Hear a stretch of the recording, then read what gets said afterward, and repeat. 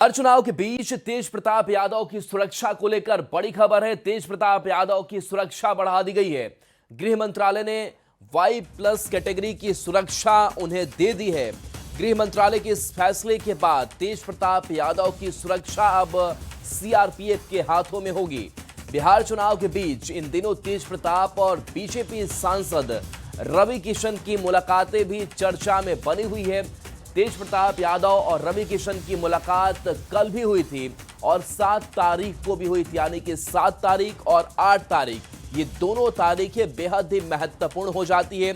ये तस्वीरें भी हम इस मुलाकात की दिखा रहे हैं और इस मुलाकात के कई अहम मायने भी निकाले जा रहे हैं। इसकी चर्चा हो रही है और बीजेपी सांसद रवि किशन ने खुलकर कहा कि ये तो भोले के भक्त हैं और उन्होंने कहा कि जो निस्वार्थ सेवा भाव से अगर चुनावी मैदान में है, जनता के साथ है, तो बीजेपी के लिए उसका दरवाजा खुला हुआ है और बीजेपी सीना खोल करके उनका स्वागत करेगी।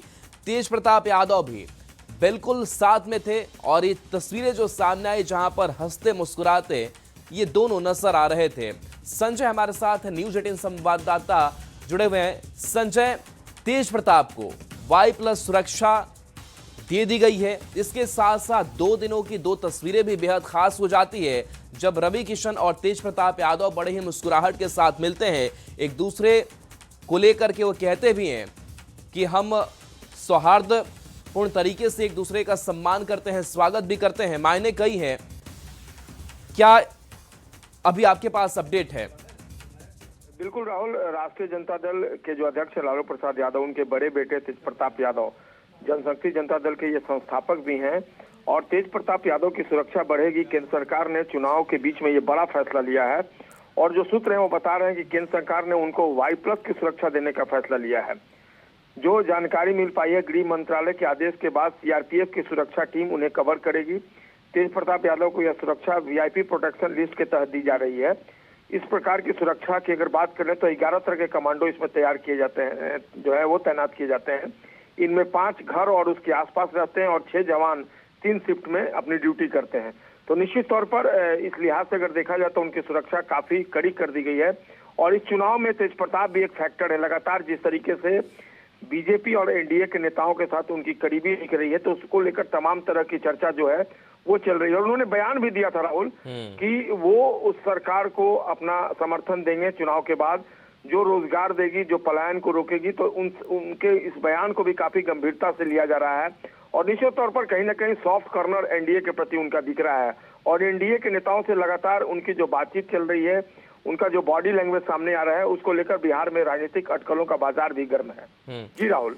बिल्कुल संजय, तो क्या ये सुरक्षा की मांग इससे पहले की गई थी तेज प्रताप यादव की तरफ से और क्या ये टिश जो है परिवार के अंदर से वो दर्द तेज प्रताप में इतना बढ़ता चला गया कि आज ये नजदीकी और इतनी नजदीकी जो है बीजेपी के साथ देखने को मिल रही है?